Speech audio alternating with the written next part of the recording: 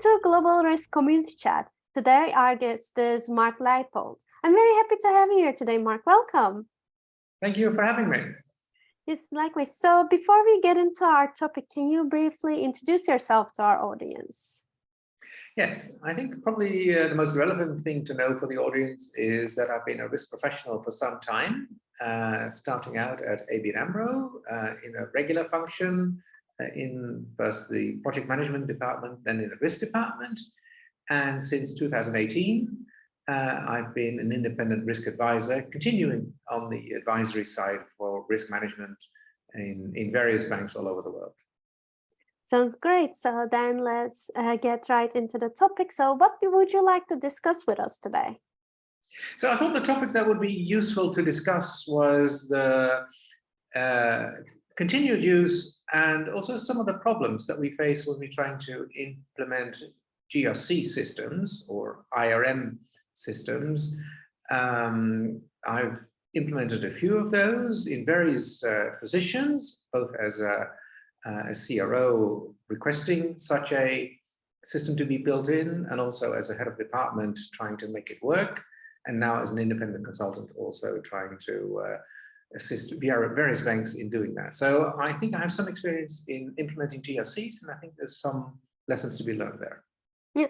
So then what would be some key things when it comes to implementing these systems to, basically implementing these systems? Right. I think one of the most important things is the reason people are increasingly interested in implementing such a system is because that they're using that in order to create some coherence in their internal information availability, shall we say. Typically, risk departments in larger banks are very, very fragmented. That fragmentation is a continuing thing. We're seeing more cottage industries appearing. I think 15 years ago, you would not have an IT security department separate. You would not have a compliance risk. You would not have consumer risk. You would not have operational risk as a discipline so fragmented. And in order to get that defragmented, a lot of the banks are trying to use a system in order to do that. And there's a couple of challenges in doing that because these systems themselves are pretty fragmented. So one of the key lessons that I found is that the whole purpose or the whole approach to implementing a GRC really starts with getting your own house in order way before you are ready to move to a technological solution. So technological solution really comes at the last stage, I would say. Most banks should spend about 2 or 3 years trying to get their house in order and then move to a systems implementation, and a lot of banks doing it the other way around. Interesting to hear, actually. So then the steps they are taking is in the wrong order. So would you like to go maybe a bit more in depth in this? I can. I think one of the challenges that we have is that when we talk about specifically non-financial risk, which is what GRCs are trying to capture, people are very often talking at cross purposes. And one of the things that banks can do is to try to start to focus on things that we actually know rather than the things that we would like to know. So for instance, we know the processes in the bank. When I say we know, we could know them. A lot of banks still struggle to really have a proper view of the processes that they have, including all the details, the responsibilities, etc. So my best experiences have always been where we started focusing on things that we know, and that is the processes in the bank, the products in the bank, the assets the bank has, the value of those assets that the bank has, the controls which they should have or actually have. They're not exactly the same. The advantage of focusing on these things first and get them right first is that they're actually all observable. They're all really there, as opposed to the risks. Because the risks at the end of the day are a loosely defined set of circumstances, and they are surrounded with a lot of uncertainty and a lot of unknowns. And I can see a lot of banks trying to start to focus on all sorts of risk measurements without getting that framework in order first. So my strong recommendation would be to get that framework. And that is what is causing all the internal time and effort spent. Because before we have the entire bank agreeing on what actually are our processes down to the detail, what is our asset list, what is our agreed list of needed controls, that's already a journey in itself. Thank you for sharing that. I think because we have a quite decent amount of audience in finance and banking sector for our risk managers, I think this is also very valuable information to them. So with that being said, I hear there's a lot to be done. Banks need to do it, look into certain things. But if you were to share some takeaway points where, you know, like they can start right away, start implementing, you know, like they go to work tomorrow, the risk managers, and do something about something, what would that be?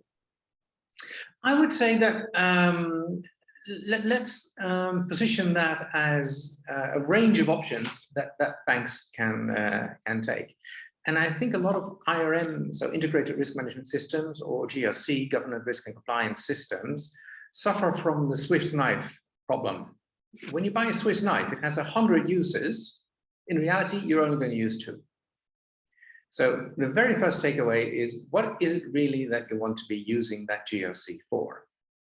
And this is where there is a bit of a discrepancy, because what the GRC vendors are trying to show you very often is very colorful displays of risk estimations, quantitative, qualitative, doesn't really matter very much.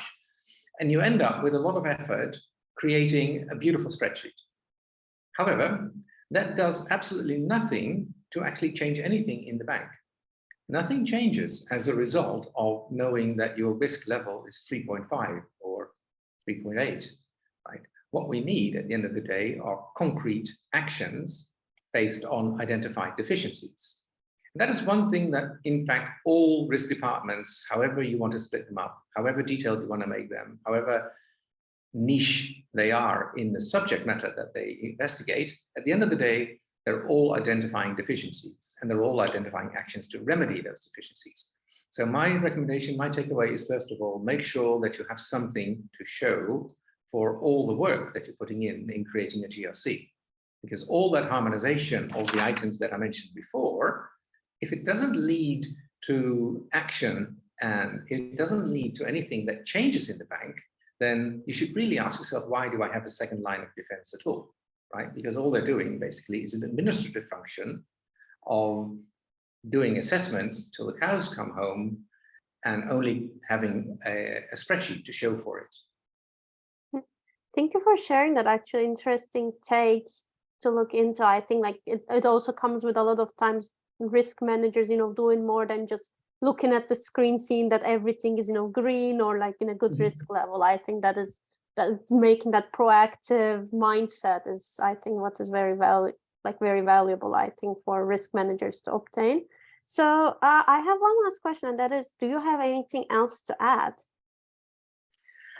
I think one of my pet peeves, you might say, so I'm going to use this short time to share that, is that there's always a lot of attention to risk assessments in these types of environments. And I would like to encourage people to look more at control assessments rather than risk assessments. And I'll give you a very brief reason why that is. The controls, if you assess them, you're actually looking at something concrete. It's well-defined, it's understood. Sometimes they come from regulations, sometimes they come from standards, but at least we know exactly what we're talking about. And you can look at the efficacy of the controls. Trying to look at the risk directly and estimating a risk directly is very much a philosopher's game. And at the end of the day, it's not concrete enough to make it tangible and to generate change. So if you want to end up with a list of recommendations, I would say look at control assessments, which are easily done and easily repeated, rather than the more ephemeral risk assessments. Thank you for sharing that as well. And with that, I think we are end of our time for today for our podcast. So I want to thank you once again for joining us today, sharing your insights on a topic you are very passionate about. So yeah, thank you. Thanks very much. It was a pleasure to talk to you. Likewise, have a great day. Thank you.